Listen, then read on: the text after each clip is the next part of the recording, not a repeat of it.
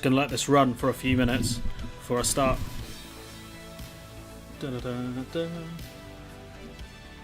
Definitely need to get this as the intro music for my channel, man. So good.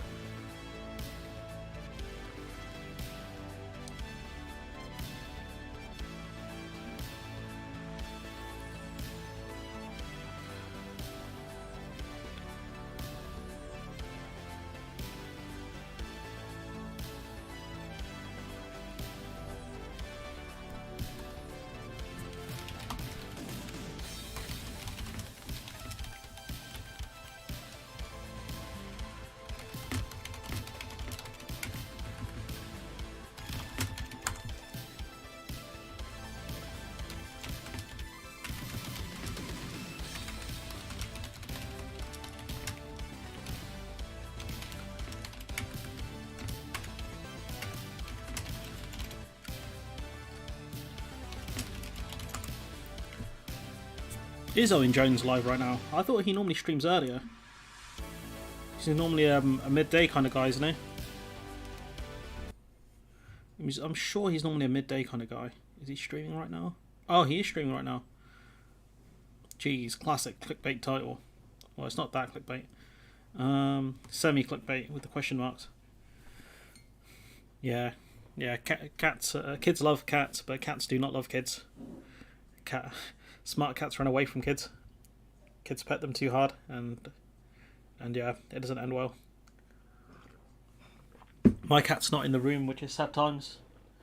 He's been a bit more erratic than usual, but then again, there are rival cats coming into the garden constantly, so he's got to protect his area, you know. So that's what cats are like. It's been a rough old week in the battle of misinformation, and we're gonna talk about that. We're gonna talk about that a fair bit. But yeah, I'll just see if we can get some more people in before we start. Yeah, I mean, his content is fine. I mean, he sometimes has uninteresting guests, occasionally, but yeah, he's alright. Sometimes I do have issues with stuff he says, genuinely. But I think for the most part, he's better than some of the people in the space. But yeah, he's not. No one's perfect, I guess. And so everyone's got like shortcomings. But I think his are a bit more. Yeah, I won't go into it without like watching enough of his content. But he's all right. He's definitely a 6 out of 10 commentator for me, in my opinion. But I think the people who hate on him give him way too much credit. And the other problem is this the clip thing? Create highlights for the video. Enable monetization to insert ads. No, that's off. I don't monetize live streams. Add stream marker. Oh, that's great. Oh, yeah, that's such a good feature. So then I can clip it up later. That's genius. That's actually genius from YouTube. They're actually doing good stuff, adding good features. If we get to, we'll let it run. We'll let it run till say 10 past. I think 10 past is fair. We'll see. We'll do some like context to the video. So I asked the audience, do you want to see me name names? It's not 63 people. It's not, given the size of the audience, 64 people now. But yeah, the majority of the people who voted, have voted for me to name names. So I'm going to do that. I'm most definitely going to do that in this video. There's only one person I've actually... Oh. Heat has come on.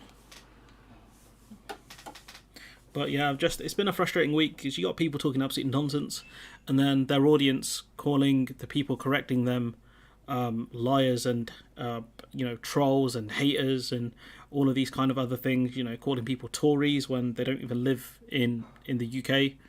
And then, saying Irish people are anti-English and all of this kind of stuff. And you just, you have no facts, no actual evidence. That's a big problem. Hi, Crystal. And so it's been frustrating, I think, just to have to deal with these people. I'll be honest, it's been really frustrating because, yes, here is the truth. And they're like, no, that's a lie. And so we just live in a world where it's just sad. And the delusion is strong. It's so strong. It's just the copium. Yeah, Ali calling you Tory shills and all of this stuff. If Tory shills get paid, then it's tempting. But it's just painful, isn't it?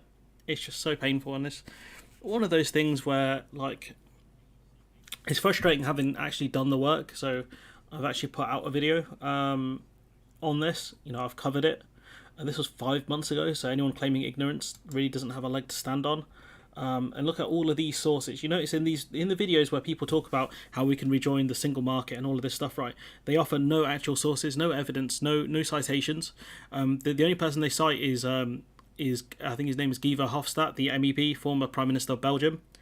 That's the only guy they cite, and he says, of course, the EU wants us back in, but it's going to be on their terms, not our terms. And look at all of these sources, all of this reading. Look at that.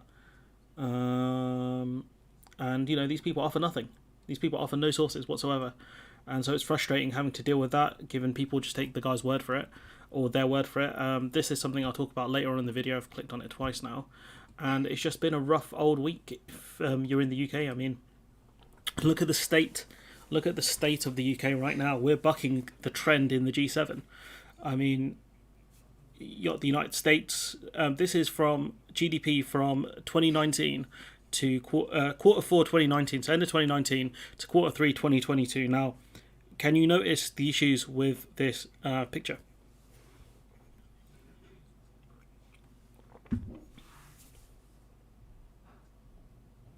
Which MEPs? Who is telling him this? And it's MEPs barely get a say in who joins the EU anyways. It's you got the council ministers. You have so many other factors at play here. Just because a couple of MEPs say so, doesn't mean it's reality. Tobias Ellwood saying the UK should should look to rejoin the single market or get more alignment. Does that mean the Tory party want to join the single market? Like, it's just nonsense. It's just absolute nonsense. I genuinely, do not, for the life of me, I do not understand these people. For the life of me, I genuinely don't get it. Just because one person said something and we have a bot. Just because one, even 10 or 15 MEPs, if they say something, right, it doesn't mean anything because it doesn't matter. It's about member states for the most part. MEPs do get a say, but you've got so many different levels to it. It's just ridiculous. I hate that we left the EU. I wish we hadn't, but we have to make the best of it. It's true that we have to, and there are so many things that frustrate me about this conversation because most of it's based in misinformation. It genuinely is. And it's aggravating. It's so aggravating when you see some of the people who say this stuff and they're all just let them get away with it. And they themselves, like, are they just happy to peddle misinformation? I don't get it. It's not just him though. There's other people in the space. You got my boy, Lewis Goodall, my boy fam. I respect him. I respected him so much. He was my top 5 in the BBC. You had it was a list of killers. You had I think his name is Ron Atkins, the guy who's talking. He occasionally talks about Brexit stuff on BBC. He's in my top 5. Victoria Derbyshire, she's really good. You had Emily Matlis, you had Lewis Goodall, and then you had someone else in the fifth person. I can't remember who my top 5 were. Lewis Goodall was in my top 5. Then he started talking nonsense. I was like, Lewis, stop it, get some help. And the thing is, like, these people have access to resources. Like, they could ask people to help them. I don't want to do surprise Annalise Dodd's face here. But the thing is, right, they have access to resources. Dude's got, he's got access to people. He's got access to experts. He's got a big following on Twitter and on YouTube. He could bring someone on to talk about this stuff. But instead, he hides behind a paywall. And I'd happily discuss it with him. Any of them, him, Bowler Hat Man, whoever's pushing this stuff, right, I would happily have that conversation with them. Honestly, I would. And this is an open invite to anyone who thinks we can just rejoin the single market, right? I would ask you honestly to send me a comment or a tweet or something, right? And I'll discuss it with you. Not a debate, a discussion. Genuinely an honest conversation. You bring your evidence, I will bring mine. I've already got mine somewhere here. Got all of these sources. You bring your evidence, right? Genuinely, not this nonsense about. Even Captain Chaos is getting involved. Chaos is getting involved here. The Swiss pay a lot of money for that access, which is still worth it for them. And this is something I'll talk about in a few minutes. But for me, it's very frustrating. Very frustrating. You can hide behind paywalls and stuff. You can spread misinformation to your audience. But after this, I've got a video on Goodall coming out today. That'll come out later, which will be pretty similar to what we're talking about here. And then we've got this is going to be it, I think, for a while. I'm not going to talk about it. If he keeps pushing it, I don't think I'll bother, because I've done enough on this. It's up to other people in the space. Honestly, it is. I'm not going to name other people, but it's up to them to kind of push back on this. So they don't have to mention the people pushing it specifically, but they have to hit back at these arguments, because as I put it in meme form, in meme form, have I got it still, the thumbnail? One does not simply join the EU single market.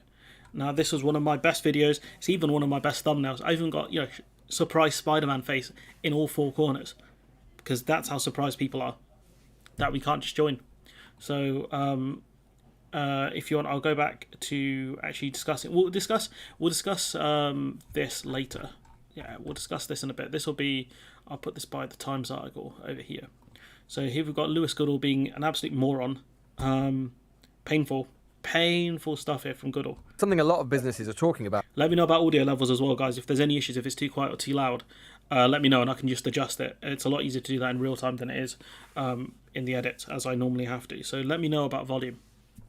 Of course, at the moment, and something that is our relationship with the European Union. Would you accept that our current relationship with the European Union, would you accept that Brexit is one of the reasons why we've got extremely sluggish growth at the moment, or no growth at all? So here is kind of using the David Pakman strategy of trying to get an agreement with the person he's debating with, which is a good tactic. You can set some common ground and then you can go from there. So what he's done is he's set the table really well, because then they can argue if Brexit has or has not had an impact on the economy. So this right here is fine. This is good. Well, I think one of the problems we have is that actually the way the Conservatives have approached Brexit is stopping it from having any chance of being a success. For example, they're not doing what lots of businesses say to me British businesses need.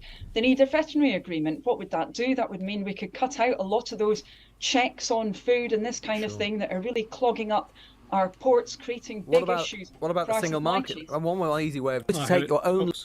So he's gonna talk about single market nonsense, but her point is about Brexit, make Brexit work. A veterinary agreement is good.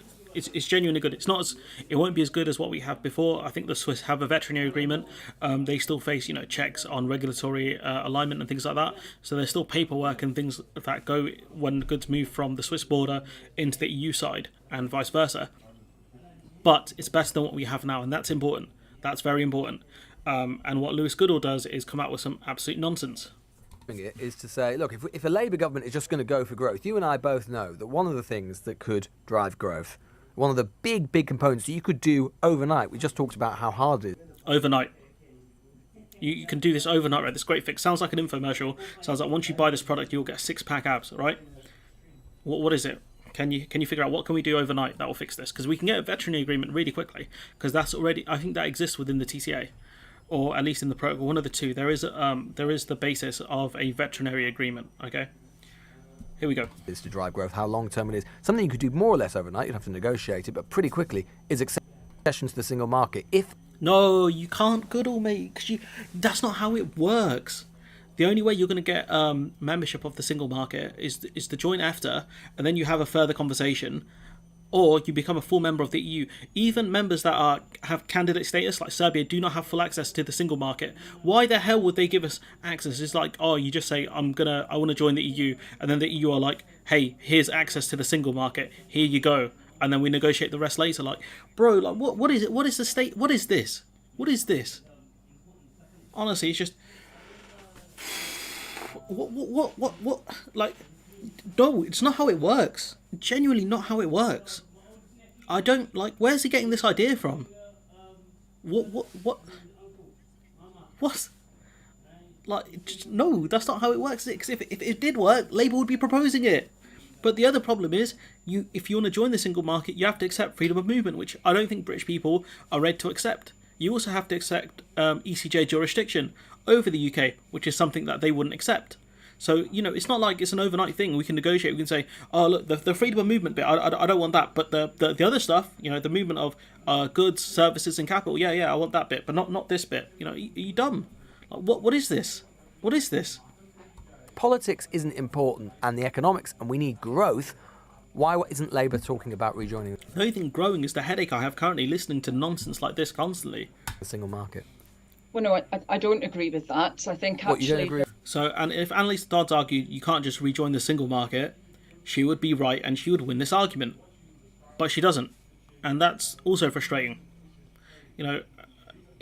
If you guys in the Labour Party need help debating this stuff, right, and coming up with actual arguments, I'm right here.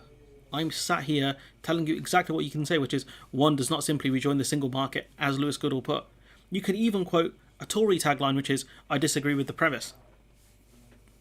Honestly. there are measures that we could, well, because there are measures we could take right now that other countries that aren't part of the single market, that aren't part of the EU, have managed to achieve. So if I can just finish, for example. And I respect her for that, because he did interrupt her, but the fact is we can get a veterinary agreement. That is something we can get quickly. Because the EU has that with Switzerland, for example. So the basis of that already exists, and it still exists within the trade agreements, because a veterinary agreement would resolve a lot of the issues with the Northern Ireland Protocol, for example. That's one of the reasons why the EU would support it, because it's a good idea. So Labour making this argument, it makes sense from their, stupid, make Brexit work, all this nonsense, right? But then once Phil comes out with the big silver bullet of, well, just rejoin the single market, it's very easy, it makes Labour look stupid. And then you get people who will argue in the comments like, I won't vote Labour because they won't rejoin the single market, their policies are crap on Brexit. And you're like, bro, are you stupid? Like, what? Like, genuinely, it confused me, because this guy, Lewis Goodall, right, when I've watched some of his other content, I'm like, this guy's a smart geezer, right? He has a brain. He could be just trying to be adversarial here and saying, oh, why don't you just join the single market? And then he would have opened the door for Annalise Dodds to argue that's not how it works. Yeah, see, a vet agreement, Starmer's pro that. This is good. You could argue he opened the door for Annalise Dodds to argue, well, you can't just rejoin the single market. And she didn't take it.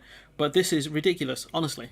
With a veterinary agreement, as I said, there's lots of countries outside the EU, outside the single market, that have got those kinds of agreements. They mean that goods... There are lots of countries, I think it's just Switzerland, isn't it? They have an agreement on veterinary... they have a veterinary agreement?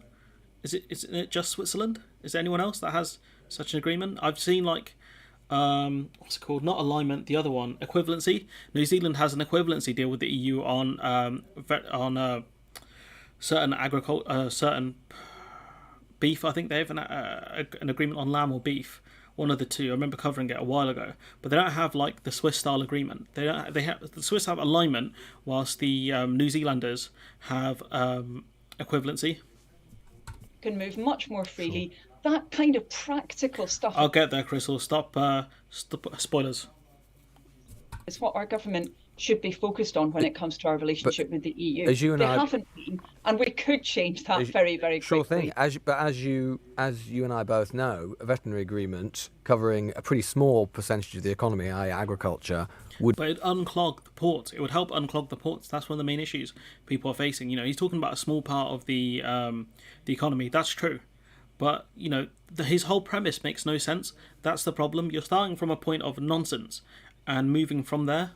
Wouldn't shift the dial very much in terms of growth. Take something like manufacturing. It takes something like manufacturing, huge proportion of the economy, services, huge proportion of the economy, all suffering at the moment as a result of lack of single market access. You and I both know that is a huge drag on the economy. So if the Labour Party just cares about growth, why not revisit that question? It's about politics, about your internal politics, isn't it? Revisiting the question is fine, but arguing we can just rejoin the single market is nonsense. Why would they? If the EU know UK financial services are struggling, UK services in general are struggling, right? And UK manufacturing is struggling, why would they give us an agreement? They can say, we'll take some of that. We'll make the stuff and sell it to you. Instead of you making your own stuff. We'll just sell you everything and we'll make more money. Why wouldn't they not do that? Why would they give us an agreement? You've got Paris that are becoming more of a financial power now. You've got Amsterdam becoming more of a financial power now. I think even Dublin is taking a slice from us as well. Surely it's not in the EU's interest to give us such agreements, because they can take stuff from us. They can asset strip us effectively. So it's not in their interest, not really. Yes, the UK is a big market. We've got money. Very developed economy, but they can take a lot of aspects from us and just shift it into the EU. And let's not forget that they have other third countries they can trade with as well outside of the UK. So if they do strip manufacturing from us, they can export to the United States, for example. They can export to the Asian countries, for example. They have lots of options here compared to what we have, because the EU is such a massive block in terms of geography as well. There's a Swiss SPA agreement, alignment agreement. New Zealand only has SPS equivalency. Yeah, that's what I was talking about. There's two different things. But yeah, both. The UK could. The EU have said they won't give the UK an equivalency agreement, and I can see why, because we constantly talk about deregulation. So that one's fine. But the argument that Goodall is setting up here, it doesn't make sense. It just, can you guys see what I'm talking about here, or does anyone need any further explanation? I don't mind doing it whilst we're still here. But this is just so frustrating. And just let me know if the volume's an issue as well. But this is just so stupid. His argument makes no sense. No. Yeah, I've seen they've offered the UK a Swiss style agreement. It would help with the protocol, but it also help with exports to France and other EU members. It would have the knock-on effect of making life easier for GB producers. Yeah, I mean, yeah, I'm just, bro, like, what is? It's frustrating. Like I said, the dude's in my top 5. He was in my top 5. I respect him a lot. But, he comes up with this. And it's like, I don't know if LBC have kind of talked to their presenters about being adversarial and coming out with nonsense, or if this is just Lewis Goodall doing it of his own accord, because I'm going to have a video out about one of the other presenters trying to guilt nurses into not going on strike. Bro, like, the state of this geezer, honestly, like, was his research watching one of Phil's videos? What is this? No, it's not. It's about what we can deliver for our country and do so speedily in order to secure our growth for the future. And the reason why the UK won't, the Labour Party won't say, "Will we join the single market?" is because of freedom of movement. That's what she's trying not to say here. Bruv, the people have said I can name names. Okay, the people have given me permission. Where's the poll gone? Where's the poll? Look at this. Look at this poll. Has it shifted? 54 votes. 70 votes. The people have decided this. Okay, there's no. I don't have to be subtle here.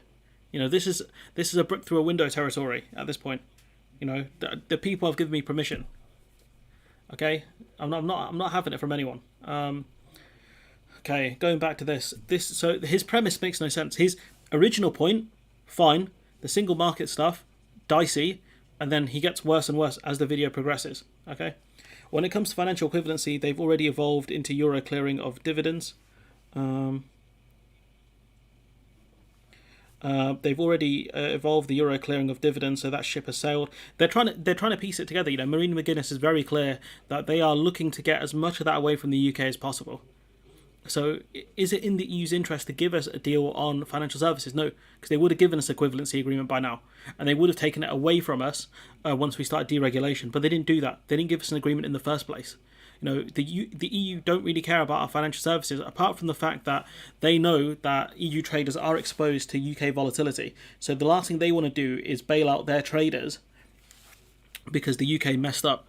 The EU have done that before. They bailed out a load of bankers over the Greek, the Greek collapse, effectively. And I think it might have been the collapse of the other countries as well, the Eurozone crisis. But yeah, it's just... And actually, I wouldn't downplay that kind of an agreement at all. I mean, it amounts for about 80% of the checks currently taking place on UK goods. So it is pretty significant, the fact that we don't seem to have a government that can actually secure that kind of a deal, nor does it seem to be able to secure a deal on data either. Again, something lots of other countries have with the EU, something that would clear up many of the problems that businesses have when they raise this with me. But, that's just one of the reasons why we've got these issues in our country. It really has been that lack of a proper plan. The fact that our Conservative government is still doing things now that are actually holding back our economic growth. Why have we got Rishi Sunak, but for example, and the points that she makes there, the majority of checks are to do with SPS, which makes sense. It's his premise is, well, why would you do this minor thing when you can do this major thing? It's like, that major thing's not on the table, pal. That's the problem. The single market option is not there. That's why we can't take it. Labour are making different arguments. Their arguments don't make as much sense as I think mine do. Maybe that's my narcissism showing there. But yeah, I just, what more can I say about this? Honestly, I think I've done my bit in dispelling these myths. I genuinely have. There's still a bit more to go through. We're going to be talking about entitlement and stuff like that. But do you guys see what I'm trying to say here? I need some audience feedback here. I'm insecure. I need some audience feedback. I need to know that I'm making sense. Because at the end of the day, I don't know if any of these people who genuinely think the UK can rejoin the single market are going to watch this. But I really hope they do. Because I'm not putting on a masterclass, that's up to other people. Other people can do that, but it's not on the table, guys, and we'll talk about it a bit more in a bit. The UK is an outlier here. This is a problem. When it comes to negotiations for the EU to magically allow us into the single market, we are not coming from a position of strength here. We are not coming from a position of strength. It's very obvious what's going on. The UK Brexit is having a big impact on the UK. We are bucking the trend of other G7 members. Look at that. The United States doing really well. The Canadians doing really well. The Canucks. You got the Italians doing well, which as much as people in the UK say Italy's a basket case, they're doing a lot better than we are currently. The French are doing well, which, as much as I love their pastries, they just frustrate me sometimes with the accent. Japan, which I like Japan, so I'm not going to say anything mean about Japan. And Germany, despite the fact that Germany are probably one of the most exposed countries to the Russian invasion of Ukraine in terms of the sanctions. Russia's very dependent on Russian gas. They're doing better than us. The country most exposed to the global headwinds are doing better than us. How does that make sense? Honestly, people, how does that make sense? How are Germany doing better than us? The thing is that we can't just rejoin the single market. That option doesn't exist. That's the problem. You either go through EFTA, which is joining EFTA, or you go for full membership. There's no in between there. There's no, join the single market for a bit and then move on. This is not level 1, 2, and 3. This is you do this bit or you do this bit. There's no middle ground here. That's the thing that a lot of people in the space just don't seem to understand. And I mean, this is damning stuff here. I'll be talking about this more in the week. Next week, I think. Russia stopped supplying via Nord Stream 2 months ago. This is what I'm saying. So this figure, given this quarter 3 of 2022, so this is what the end of summer, start of autumn, right? Germany should be doing way worse than us, given the actual global headwinds that they're facing. Given the fact that Germany also needs a lot of energy, given they're a manufacturing powerhouse, that stuff requires a lot of gas and things like that. And yet, Germany are doing better than us. Make it make sense, guys. Make it make sense. Honestly, is there anyone in the comments that can genuinely justify this? Even if this mythical deal existed, why would they give us it when we're tanking right now? Sick man of Europe, you'll never sing that. That lofty title has been held by the UK, I think, during the 70s, the Russians, the Turks, and we're about to take the title back. Russia has terminal illness. Russia's not the sick man of Europe, they're the dead man of Europe. But, the UK, EFTA member Norway already published that they do not want the UK. This is my point, though. This is my point. You have two roads, right? You have two roads. Join EFTA or go for full membership of the EU. The Nords have said no. Because we're gonna mess it up for them. We'll mess up EFTA for them. That's why they said no. So they've closed that avenue. So what's your other avenue? Full membership of the EU. That's not going to happen. The application process won't happen. You've got the Copenhagen criteria. You've got lots of other things in the way there. It's not the Copenhagen suggestion, guys. It's the criteria that the UK are going to have to fit into. And then you've got the political considerations after that. So I just... Frustration is not even the word here, guys. This is madness at this point. This is madness. We go on, if you look at the UK inflation, this according to the Consumer Price Index, which I know a lot of people have issues with, something I've spoken about with Fact Not Fiction about before, great guy. Look at the UK, UK's inflation is higher than Germany's. Germany looking at 10.4, the UK looking at 11.1, and the other problem here is it looks like Germany's inflation's kind of flattening out a bit. During COVID they talked about flattening the curve. The UK's is still going up. It's going to peak higher. I think it's like they're saying 12. I think it's going to be peak at 12, 13%. That's still going up. We had the Bank of England experts say that Brexit has added about 6% onto our food inflation. And I think that's not even counting currency and other fluctuations. This is it. We are the sick man of Europe once again. We Germans are just better than Britons. That's why we managed despite gas dependency. Ha ha ha ha ha ha ha. No. I'm not sure why the EU would like to allow the UK back into the single market, considering all the money they had to invest in the infrastructure. Yeah, that's another thing. They spent a lot of money on the ports and customs agents and other customs officers, etc. Agreed. It makes me angry that there's still so many of those. They're like, you can just drop in and out of the EU as a whim takes you. Like, this isn't some minor league club, guys. This is the top table. This is relegation with the consequences. And you got the conversation is moving in the UK. This is important though. The conversation is shifting in the UK. This is Faisal Islam posting the other day. Germany expected to have a recession in Q4, Q1, but afterwards, they're expected the Eurozone will come out of recession, I think, in Q2. That's what the prediction is. But the UK are going to stay in recession until, I think it's like Q2 2024. That's a whole extra year. A year. 1 year.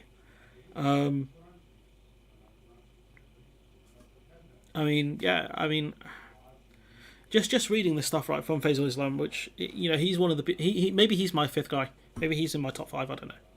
So asked about Michel, who's a BBC reporter, if rejoining the single market would boost growth. Jeremy Hunt said, having unfettered trade with our neighbours is very beneficial to growth. Have great confidence that over the years ahead, outside the single market, able to remove the vast majority of trade barriers between us and the EU. Suggests a margin difference approach to at least try to lower some of the non-tariff barriers that have arisen as a result of Johnson and Frost's deal. Businesses will be queuing up to tell them about some of the issues traders have faced. Unfettered access with the EU was quietly dropped as an aim once Johnson became in charge. Sounds like he feels the inevitable Germany-France eventuality years, I don't know what he means by that, negotiate mutual lowering standards of these barriers even outside the single market. Now there's possible partners such as Sunak rather than Johnson, blah, blah, blah. Point being is the conversation shifted now.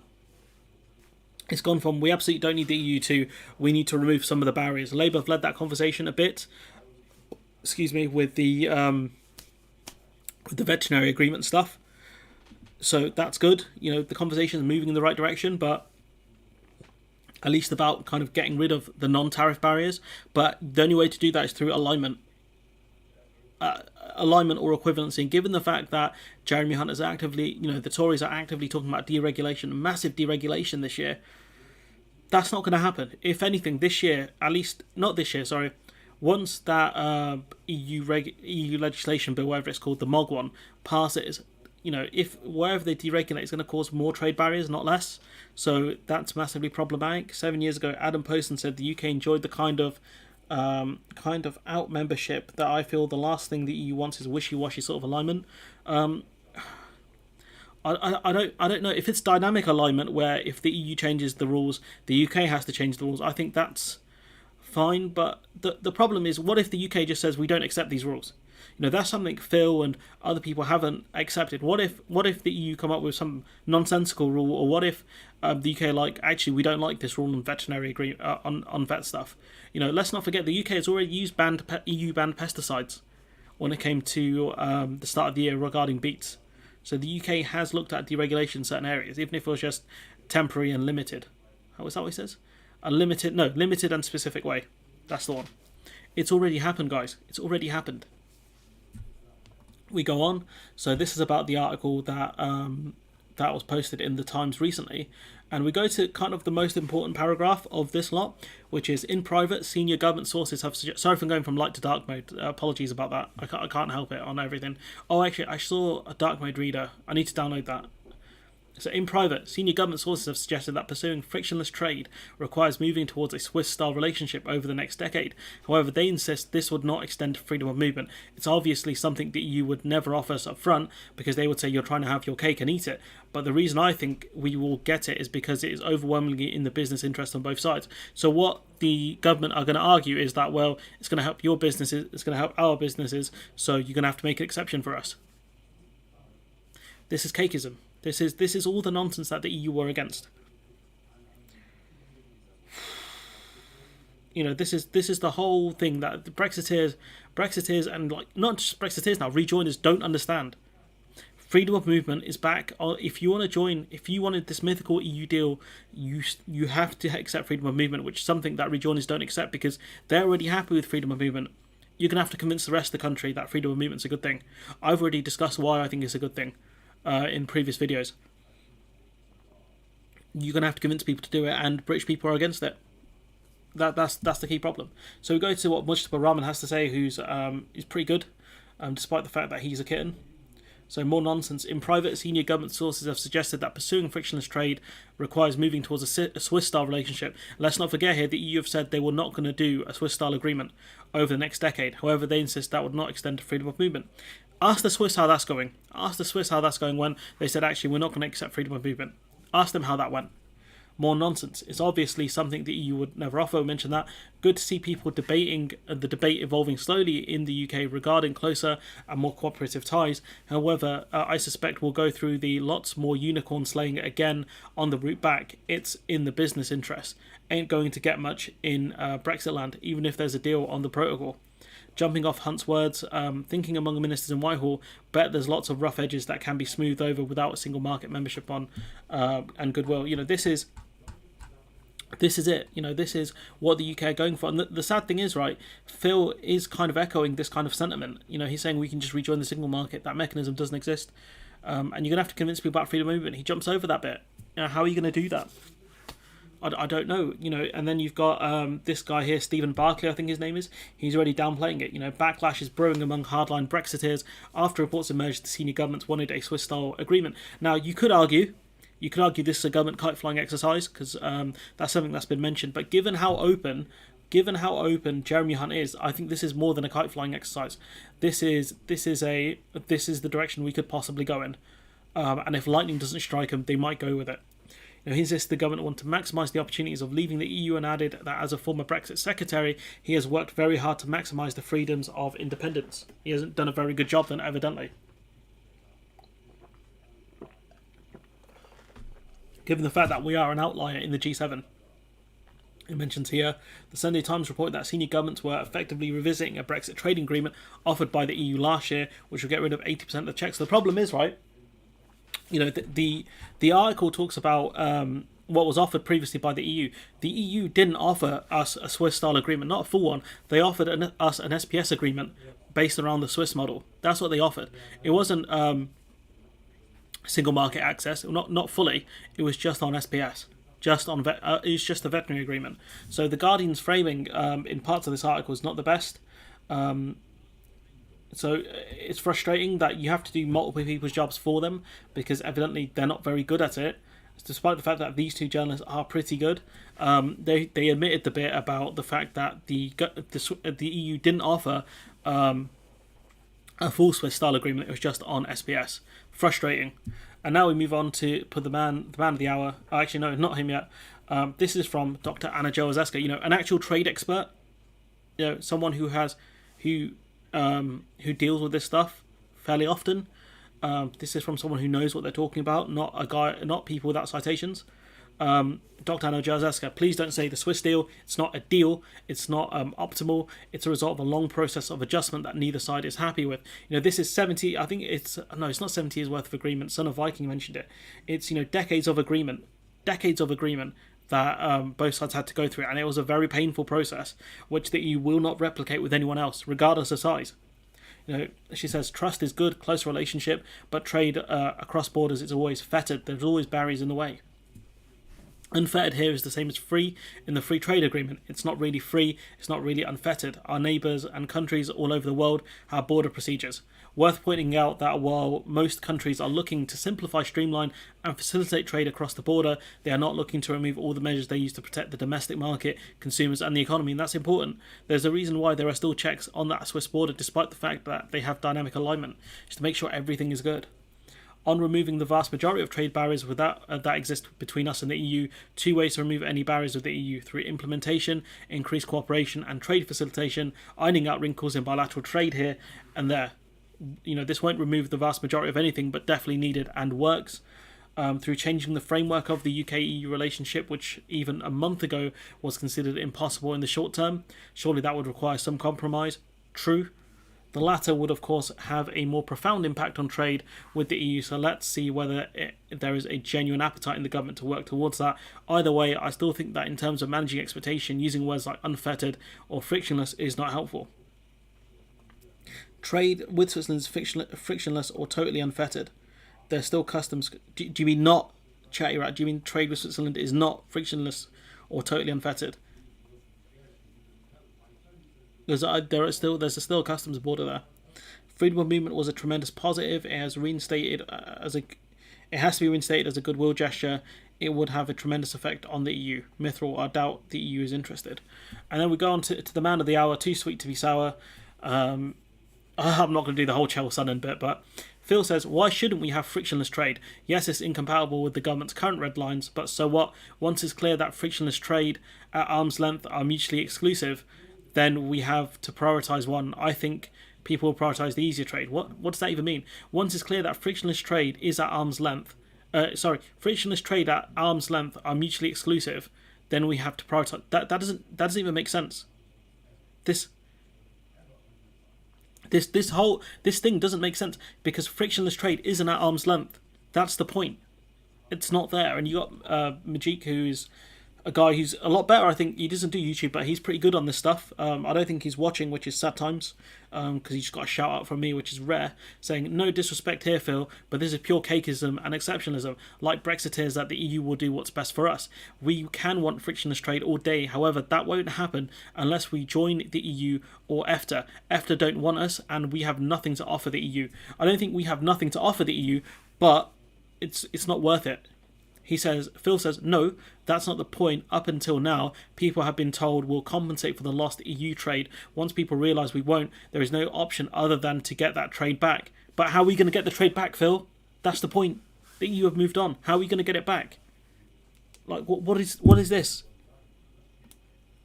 What is this?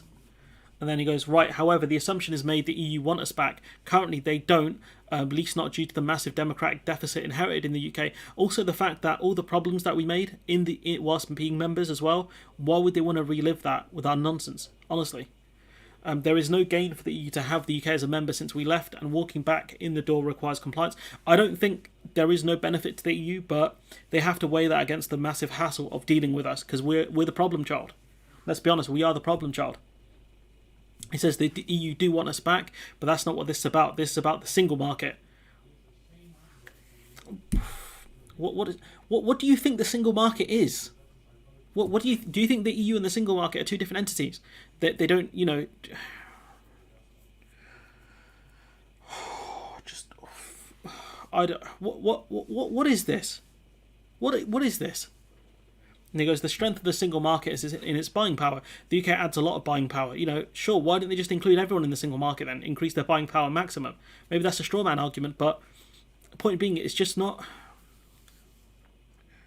The strength of the single market isn't just in its buying power, it's its standardised rules that everyone accepts. It's the free movement of goods, services, capital, and people, which people in the UK do not want to accept. This is pure cakeism. It's just ridiculous. The strength of the single market, buying power, blah, blah, blah, which would be cakeism. The EU will prioritise 65 million... Why that the EU would prioritise 65 million non-members over 600 million members? You are right, this is about the single market. There are only two ways available to the UK, EFTA or EU membership. The EU aren't going to change their membership treaties to give us a Swiss-style deal. Don't get me wrong, I'd love to rejoin, but even we need to face up to the practical realities. We aren't a member anymore. We will be starting from scratch. To think otherwise is on the same level of delusion as the Brexiteers. Can we reduce the barriers? Yes. Unfettered? No.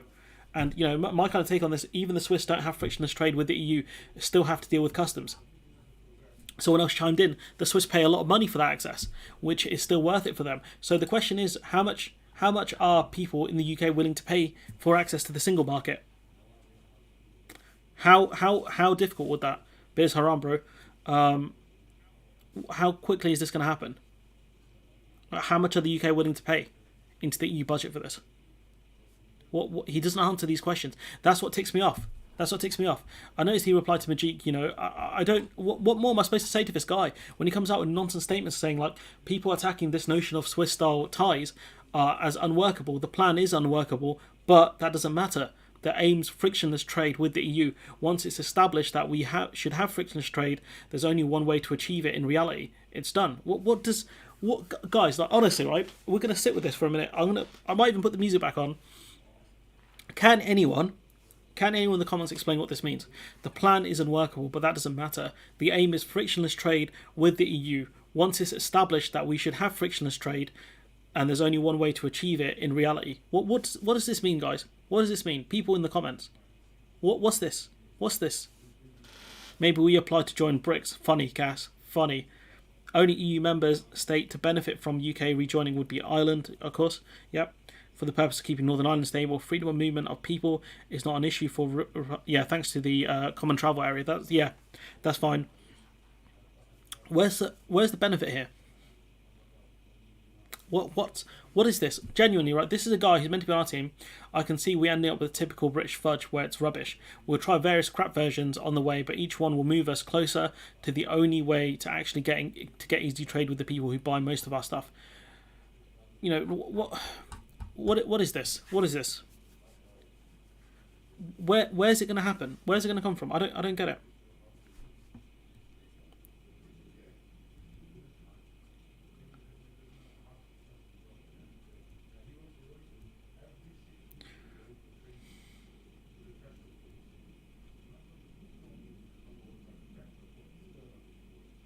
So I'm just replying to someone's message, text message.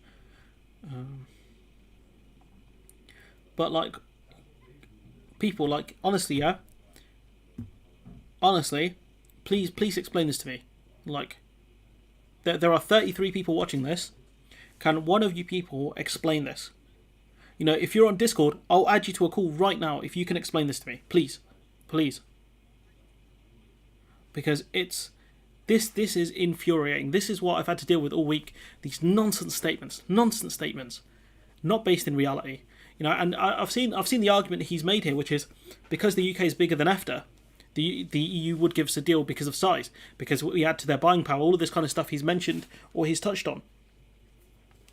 If the EU, okay, was just focused on funding and didn't care about principles, okay, they would not have sanctioned Russia, because the sanctions on Russia have damaged the EU, have damaged the Eurozone dramatically. If you look at the inflation in countries like Latvia, for example, I think they're called the Baltic states, right? Their inflation's at like 20%. Why would the EU put sanctions on these countries if they didn't care? This is about principles, in the words of Jetstream Sam. This is about principles. I'm talking ideals. Sorry, that's his quote. I'm talking about ideals. Why would the EU do it? We add a decent amount to the buying power, but the UK state is going to start shrinking dramatically over the next decade. We are not big boss anymore. That's what these people don't understand. We are not that guy. This guy thinks we're Solid Snake from MGS2. We're Solid Snake in MGS4. Still strong, still powerful, yes, but we're done. And people don't get it. People just don't understand. And the problem is the examples I use people won't get because the stuff I like is so niche. But we're not that guy anymore. We are not big boss. I don't know how to explain to people. You what is okay? Let's try this one. The problem the UK faces is we still think of ourselves as not a superpower anymore, but as powerful.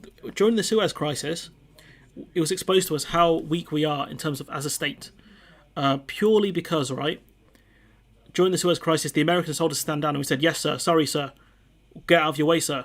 No one's done that yet with Brexit. No one has told us the game's over now, you're done. No one's done that yet, and that's a key problem. That's a big problem for the UK.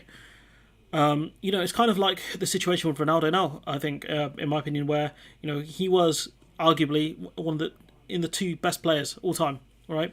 He's not that guy anymore, and he can't accept it. He's struggling to accept the reality of Father Time's caught up with him. Father Time's caught up with the UK. We're not that superpower anymore. This idea that EU are going to want us back because of size and all of this stuff. The EU is far more than just about finances and buying power and all of this stuff. The EU is a peace project at its heart. And I think the EU wants to link up, most of the European countries together to help boost everything, to stop, you know, bad governments coming into power and causing all sorts of problems. But the thing is, the UK is just too volatile. It's too volatile right now. And excuse me, sorry, I've just had Pepsi. But I just this video, these statements he's making, they're not based within reality. They're not based within reality, and that's what's frustrating. We have 30 people here, which is kind of crazy. There are 30 people watching this currently, which I appreciate. Thank you everyone for joining my the rambles of a maniac. But point being is, someone has to. Oh, don't no, Ellie, don't start that stuff. No, please don't. Okay.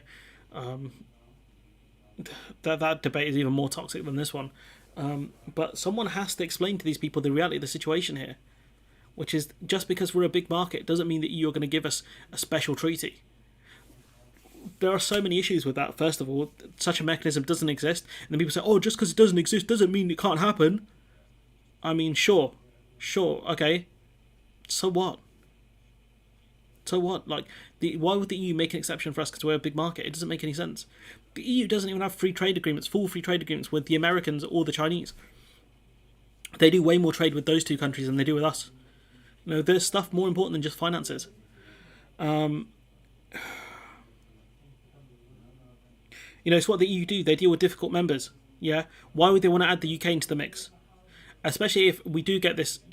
Okay, like I said earlier, if we do get this mythical deal around, you know, the single market, we join the single market and the customs union, so there's no friction, blah, blah, blah, right? There's going to be a point where we kick up a fuss about something, anything, and the whole thing is going to blow up. Why can't Phil accept that? Because we've already seen it with Switzerland. And if you're talking about the UK being a big market, we are far more arrogant than the Swiss are. Far more arrogant than the Swiss. And there will be a point where we'll say, actually, we don't like these rules. We don't want to keep them. What happens then, Phil? And like I said, it's an open invite. Anyone in the space, right? Anyone who has a channel, I don't care how big, how small their channel is, right?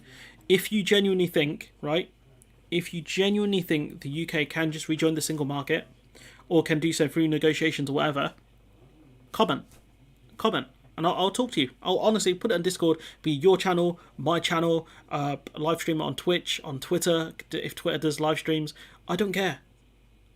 Send me location. I'm not Khabib out here. Send me location. Tell me where. You know, honestly. God damn. You know, this is the Swiss stuff. Can't remember. And kind of, there's my cool video. And you know, it's definitely a long time ago because I'm still in light mode when I've done the video, even though I've switched to the darkness now, which is way better. I didn't mention names in this one. On purpose, I kept people's names out of it. But, you know, I asked the audience said, yeah, name people. And kind of, you know, for me, you know, this is, you know, Snake's speech at the end of MGS2 kind of cemented the idea of legacy for me, right? You know, a lot of things. What do these people, you know, on YouTube want their legacy to be? Because at the end of the day, right, they are poisoning the well. They are absolutely poisoning the well, because you go back to this conversation that Annalise Dodds had with Lewis Goodall, right? If Labour say we'll get a veterinary agreement, and then people, the voters, you know, people who live in swing seats say, well, actually, if you don't rejoin the single market, we're not going to vote for you, and they don't vote for Labour based on the fact that we can't get access to a thing that they claim we can get access to. That's very toxic, very incredibly toxic. I don't know what more to say about this. I really don't. What? Yeah, there are sanctions going on Hungary, I think. But you know, what more am I supposed to say about this topic? Genuine question. What more am I going to say about this? Like, I've given way too much energy to this, you know, and it's up to, I think it's up to other people in the space now. You know, I'm like All Might out here when he fought Nomu, and when he fought All for One. I've done my bit, I think, at this point. You know, I know the Groundhog crew exist. I know they're trying to correct the record and stuff. But I'd say, what's the point at this point? You know, it's very clear that Phil doesn't care. It's very clear. It's very clear that Phil doesn't care. It's very clear that large amounts of his audience don't care. Although there are more and more comments on Phil's channel talking about talking about, the fact that he's wrong. There are more and more comments on other people's channels saying Villa's wrong and that he should get called out. So yeah, I just don't bother, because eventually that conversation will come when Labour do take power, and people will keep saying, why don't you just rejoin the single market? And Labour will say, we can't. Even if we wanted to, we can't, because that mechanism doesn't exist. The idea that they're going to come up with a bespoke deal, I mean, I would, the person I would want to interview the most, and like I've always been too shy and I don't know how to ask her, right? I would love to interview Dr. Hannah Jones on this. I would love to ask her, can the UK just rejoin the single market, and why? What are the barriers in the way? And, Phil can come up with his unicorn argument of, oh, we're a big market, man. Oh, you will have to accept us, blah, blah, blah, right? No, it's just not. It doesn't exist within reality. That's the problem. That this is what I don't understand. YouTube blocking stuff. I don't like what would you want me to say, guys? Honestly, at this point, right, I'm going to wrap up the stream because Michael's in the kitchen and the kitchen is finally finished. So if you guys want to see that, let me know. The thing is, it will keep getting to me because he keeps lying. He keeps lying, and someone has to say something. Someone has to say something, because it's ridiculous, because he's poisoning the well. And as a content creator, we have a responsibility to our audience. We have a responsibility to our audience to tell people the reality of the situation. I don't get it. I just don't. No, I wouldn't say I'm the best on this, but the problem is the people who probably could do better content than me, choose not to do YouTube, which it's up to them. But like, if this channel had size, I would bring on people for interviews. I would talk to them. Maybe I'll ask. I don't know how to contact some of the trade experts, but I'll ask them. Can they come on to talk to me about this? I would love it, honestly. I'll try and reach out to someone to see if I can do that. Phil's not going to respond though, because I'm a small channel looking for clout. That's why I've done this call out. If I wanted to, I could have put his name in the title. I could have done. I chose not to. Phil lives in his own bubble. He stopped teaching and has little contact with reality. It does feel like it. Kitchen is finished. The cat will be delighted. Yeah, the cat is going to be happy about this. I'll show you guys some pictures if you want. I'll crack out the camera for it.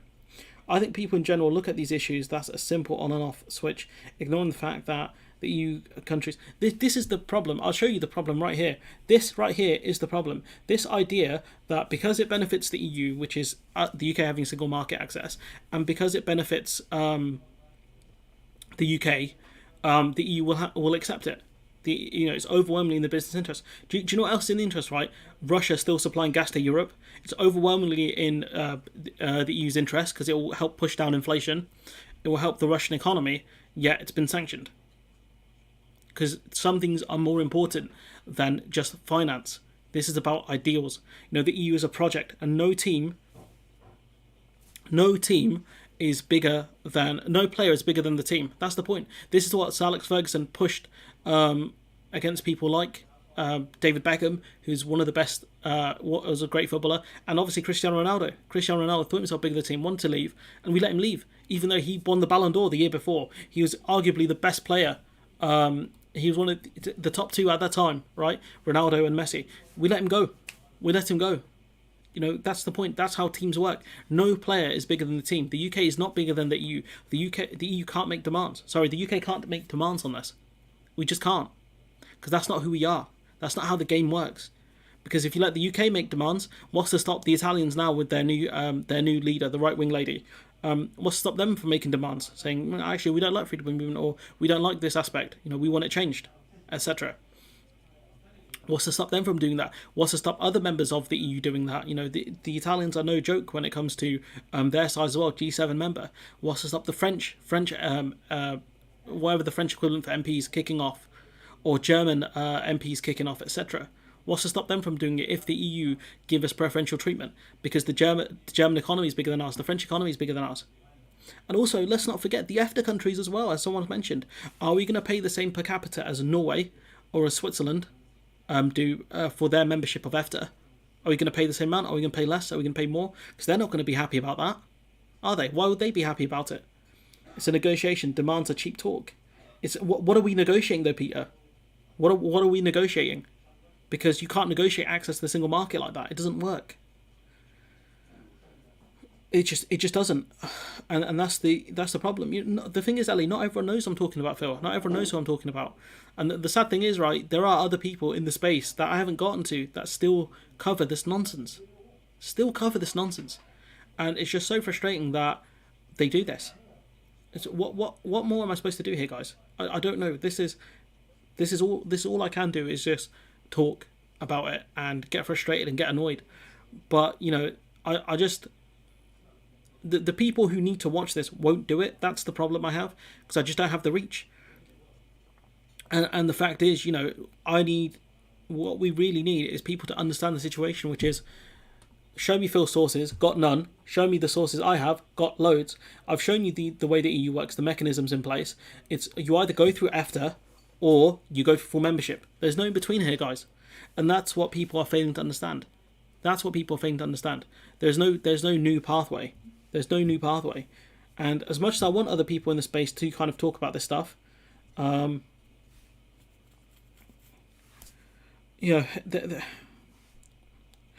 much as I want other people to talk about this stuff, I get why they don't, because they don't want to create drama. That's fine. Don't mention names. Let people speculate. That's fine. Don't mention names. Let's see. Don't mention names. That's all you have to do. Is don't mention their names, and go from there. Because the simple fact is, we have to push back on this stuff. Because otherwise, what's the point of this? You push back against the Tories, which is fine, they're in power. You push back against Brexiteers. You push back, but you won't push back against rejoiners, people who have absolute delusion. Why wouldn't you push back against the third group? We have to live in reality when it comes to rejoining the bits of the EU that we can do. These things have to be, grounded in reality. And the irony is, right, Phil, a guy who keeps saying, he understands Labour's policy on, why we can't push certain things, or why they don't push certain policies, and why they play it so safe. He understands that aspect of politics, but he won't talk about the fact that there's no mechanism to rejoin the single market. There's no realism into what he speaks there. But it is when he talks about Labour. He gives Labour a pass really often when it comes to their lack of great ideals and great policies and solutions. But when it comes to this EU stuff, he won't talk about the actual good solutions at play here, which is a veterinary agreement. He talks about rejoining the single market. And then he's like, what we do is we get a veterinary agreement, and then in the next parliament we look at rejoining the single market, and then we try and get full membership of the EU. Like, what is this? And it's funny because he's a guy who claims he plays like strategy games and stuff like that. It's like, what strategy is it that you can come up with a plan that does not exist within reality? Is your plan Leroy Jenkins? Like, what? I don't know. I'm going to read some comments and we'll call it a day, because my brain's melted. I've got other content I need to work on as well, and this is just taking up too much time. You can't do much more than what the Groundhog Club does. Correct is nonsense given any day. The thing is that what do you guys achieve though? Because at the end of the day, like that no one seems to be changing their mind. It looks like the lines are drawn. That's the problem. The lines are drawn, and the only thing we can do is wait for this stuff to actually hit reality. We have to wait for the rubber to hit the road, but it's just stop lying, or at least give us evidence. At least give us evidence of what you're talking about. That's the minimum I ask for. I've given citations. I've given actual evidence. Where is Phil's evidence? Where are any of these other people, right? Where is their evidence for the fact that we can just rejoin the single market? Genuine question. Where is it? Look, I've got a video coming out in 10 minutes. It's going to be about the Lewis Goodall stuff, which is pretty similar to what we've discussed, but I think I'll lose my marbles again. So just stick around for that one. It's going to come out in about 4:15. Should be. Let's double check that. It's going to come out in... Have I scheduled it? Did I schedule it? Nope, I did not schedule it. Let me schedule it. That would have been a whoopsie on my part. Oops, that's in the past. 4:15. So that's going to come out in a few minutes. I'll probably talk about this Rishi Sunak interview as well. Him dodging questions like Neo from the Matrix. But the fact is, guys, I can't. There's nothing more for me to say about this. I've tried. I've genuinely tried to combat this. I can't. The thing is, right, his audience and a lot of these other people's audiences, they don't live in reality. They're like, you're just calling him out for clout, or you're a hater, or you hate the UK, or you don't know what you're talking about, despite the fact that I have evidence and he doesn't.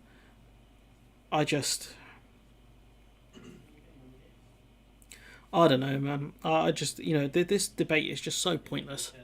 It's so pointless. Um,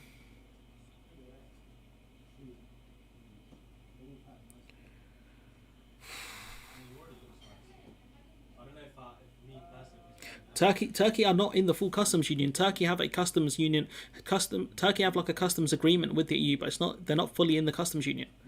That's the thing. Like, and it's not impossible. You can get a customs agreement with the EU. Like, it's who said it was impossible, Peter, mate. Just honestly, just this mentality is toxic optimism. That's what it is. It's toxic optimism that, just because something hasn't happened doesn't mean it won't happen. Like, the mechanism doesn't exist for it, and would they make an exception for us? Why would they? Or they like? It's just this is just proper. Just this is the British mentality when the Suez Crisis happened. That's what this is. That's what this is. This is how dare you take this from us? We'll take it back. This is the mentality that led us into the Suez Crisis at the end of the day, and the mentality still exists. The empire never dies. Maybe it's because I'm a minority. Maybe that's why I can see the reality of the situation for the UK, which is you can't just rejoin the single market. We're not that guy anymore, Chief. I don't know, but I wish some of these people would actually live in reality.